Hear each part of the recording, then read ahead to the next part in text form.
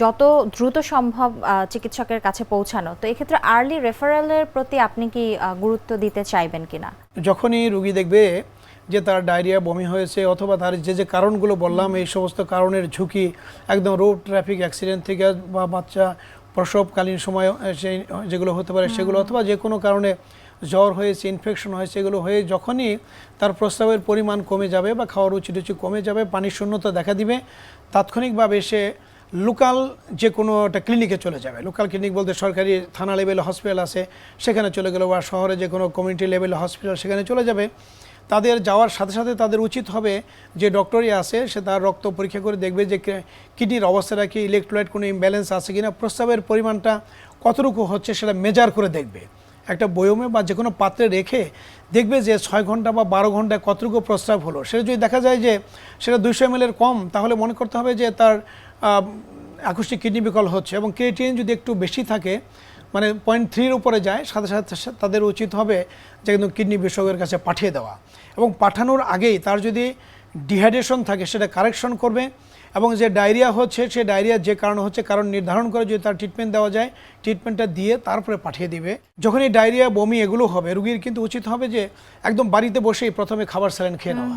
যখন শরীর থেকে কোনো কারণে মানে অতিরিক্ত, ইভেন যখন গরমে দেখলাম যে প্রচণ্ড ঘাম হয় গরমের দিনে, তো ঘাম হয়ে কিন্তু পানির শূন্যতা হতে পারে, তখন উচিত হবে যে একটু লবণ পানি অথবা খাবার স্যালাইন এগুলো খাওয়া, কারণ ঘামের সাথে প্রচুর লবণ চলে যায়, জি। এবং ডায়রিয়া, বমি যদি হয় অবশ্যই বাড়িতে থেকেই তাকে খাবার স্যালাইন খেয়ে তারপরে হসপিটালে যাবে। স্যার, তো তারপরেও যদি হয়ে যায় সেক্ষেত্রে এক্ষেত্রে কি মৃত্যু ঝুঁকি আছে কিনা অনেকের প্রশ্ন থাকে, বা এক্ষেত্রে কি প্রপার ট্রিটমেন্ট রয়েছে কিনা? যেটা দীর্ঘস্থায়ী, যেটা বলেছিলাম যে দীর্ঘস্থায়ী কিডনি রোগ আর আকস্মিক কিডনি রোগের পার্থক্যটা এখানেই, যে দীর্ঘস্থায়ী কিডনি রোগ মানে যতটুকু ক্ষয় হয়ে গেছে পার্মানেন্টলি ওটা কিন্তু আর ফিরে আসে না। আচ্ছা।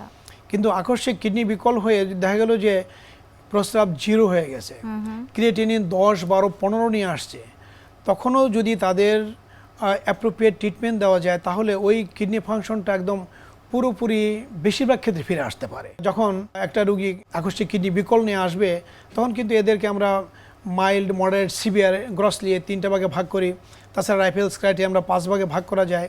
তো আমরা দেখি যদি খুব সিভিয়ার হয়ে থাকে বা মাইল্ড মডারেট থাকে, মাইল্ড মডারেটের ক্ষেত্রে যে কারণ হয়েছে প্রথমে কারণের চিকিৎসা, দ্বিতীয়ত তার পানির শূন্যতা থাকলে বা তার যদি অ্যাসিডোসিস থাকে বা রক্তের যদি যে সোডিয়াম, পটাশিয়াম, ইলেকট্রোলাইট আছে এগুলো কারেকশন করে দেওয়া। এরপরেও যদি দেখা যায় তার ড্যামেজটা খুব বেশি হয়েছে, তখন কিন্তু তাদের ডায়ালাইসিসের প্রয়োজন, কিছু ক্ষেত্রে ডায়ালাইসিসের প্রয়োজন পড়ে। এবং তাদের ডায়ালাইসিস যদি অ্যাপ্রোপ্রিয়েট টাইমে দেওয়া যায় এবং তার যদি হিমোডাইনামিক স্ট্যাটাস অর্থাৎ ব্লাড প্রেশার, সব ইলেকট্রোলাইট যদি মেনটেন করা যায়, তাহলে একদম মোস্ট কেজে ইভেন মোর দ্যান 95% ক্ষেত্রে একদম কমপ্লিট ভালো হয়ে যেতে পারে। তবে কোনো কোনো ক্ষেত্রে আকস্মিক কিডনি বিকল হয়, যেমন অটোইমিউন কারণে প্রাইমারিলি দেখা যায় কিডনি আক্রান্ত হয়েছে সেক্ষেত্রে। তো সেক্ষেত্রে কিন্তু, এবং যদি খুব ম্যাসিভ মানে পয়জনিং বা টক্সিন এগুলোর কারণে, অথবা অনেক সময় দেখা যায় যে ইনসেকটিসাইড যেগুলো আছে স্প্রে করা হয় সেগুলোর কারণেও হয়। তো সেই ক্ষেত্রে অনেক সময় মানে টিউবুলার ড্যামেজ হতে পারে, ক্ষতি হয়ে যেতে পারে, সেগুলো রিকভারি হতে একটু টাইম লাগে। কিন্তু যদি অটোইমিউন কারণে হয়, যেটা জিএন গ্লোমেরুলোনেফ্রাইটিস আমরা বলি, যে সেক্ষেত্রে প্রস্রাবের সাথে প্রোটিন যায়, রক্ত যায়, এগুলো আমরা পরীক্ষা করে বলতে পারি যে অটোইমিউন কারণে কিডনি বায়োপসি করে তখন যদি অ্যাপ্রোপ্রিয়েট ট্রিটমেন্ট দেওয়া যায়, তাহলে ওগুলো ভালো হয়ে যেতে পারে, অথবা দীর্ঘদিন তাদের ট্রিটমেন্ট চালিয়ে যেতে পারে। এটা কিছু ক্ষেত্রে, আর বাকি সব ক্ষেত্রেই ট্রিটমেন্ট দিলে এগুলো ভালো হয়ে যেতে পারে।